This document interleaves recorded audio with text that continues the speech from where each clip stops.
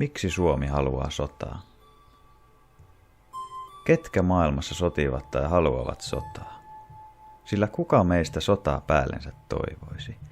Ei kukaan meistä, jotka omaavat arkitodellisuuden järkeä. Me tavalliset elämän ihmiset tämän hullun koneiston alemmilla rattailla.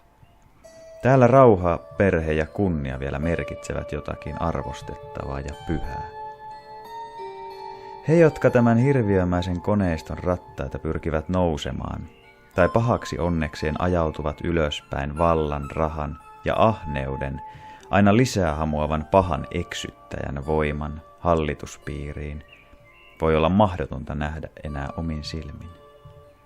Heidän silmänsä ovat sokeat, sydän salattuna pimeään arkkuun, minkä ulkopuolella parveilevat siivekkäät, ilkeämieliset piruparat saavat nämä ihmiset tuntemaan olevansa olemassa, mitä hirvittävimpien halujen, himojen ja suoranaisten valheiden kudelmien läpi, missä asema, arvo ja kunnioitus perustuvat ristille asetetun pedon palvontaan.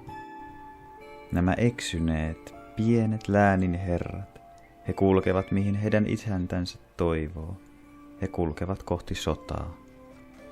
Näiden hullujen sokeiden yläpuolella on vielä olemassa omistava luokka, veriuhrien, lasten pelkojen pelko ja kaiken saastan luova saatanallinen luokka, ihmisiksi pukeutuneita sielunsa tuhoavia olentoja, jotka kyllä asetetaan paikoilleen, kun tähdet niin sopivat. Sieltä verellä öljytyn koneiston yläilmoista tippuu löyhkäävä lika meidän kaikkien niskaamme, syliimme ja myrkyttää mielemme ja sydämemme. Ja saa monet janoamaan sotaa, mutta ei pyhää sotaa, vain alhaista, kunniatonta, sellaista vaan vallan sairasta sotaa. He tahtovat sotaa, sillä sodassa asuu suuri voima. Täyteläisen, arvokas, innostava, elämän ja kuoleman suuri, antamisen ja uhrauksen kirkas jumalainen voima. Siksi sota on niin häkellyttävän puoleensa vetävä. Mutta sotaa on kahdenlaista. On ulkoinen sota, alhaista sotaa, missä tosin puolustavalla puolella on silloin oikeutus taisteluunsa, kun se ei ole toiminut valtataisteluiden pyrkimysten varassa, vaan rauhaa luoden. Ylhäinen sota on sisäistä sotaa, pyhää sotaa itsensä kanssa. Se on kilvoittelua henkilökohtaisella tasolla, yhteisöjen ja laajemmin yhteiskunnan tasolla, sekä maailmaan puhdistavana hyvyyden ja pahuuden voimien sotana. Tämä voima ei ole paha, mutta kuten moni muukin voima, energia, tällä todellisuusvyöhykkeellä, se on epätasapainoinen. Se ei tunne itseään vapautuneeksi, kuten ei nykymiehemmekään. Hän tuntee itsensä eksyneeksi, ja niinhän asianlaita onkin. Me olemme eksyneitä. Me onnettomat olemme eksyneet maailman turhuuksiin.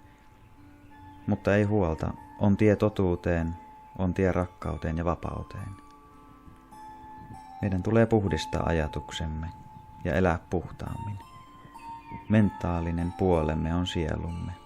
Eri tasoisin taajuuksin voimme ymmärtää itseämme, kun ymmärrämme rauhan ja pyhyyden tarpeen meissä, sielussamme, ajatuksissamme.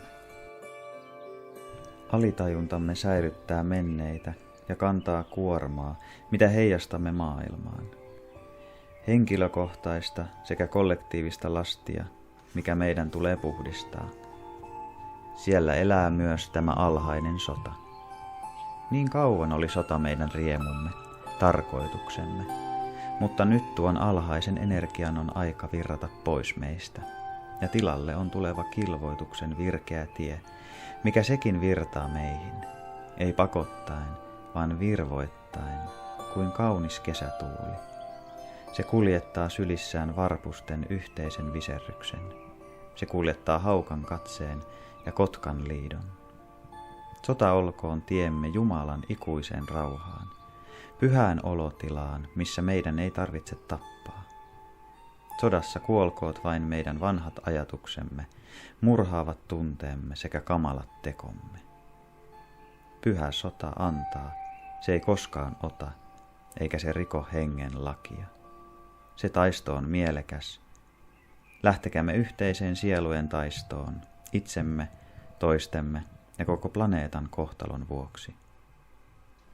Sitten mitä tulee Suomen kohtalon kysymykseen, on ensisijaisen tärkeää tarkastella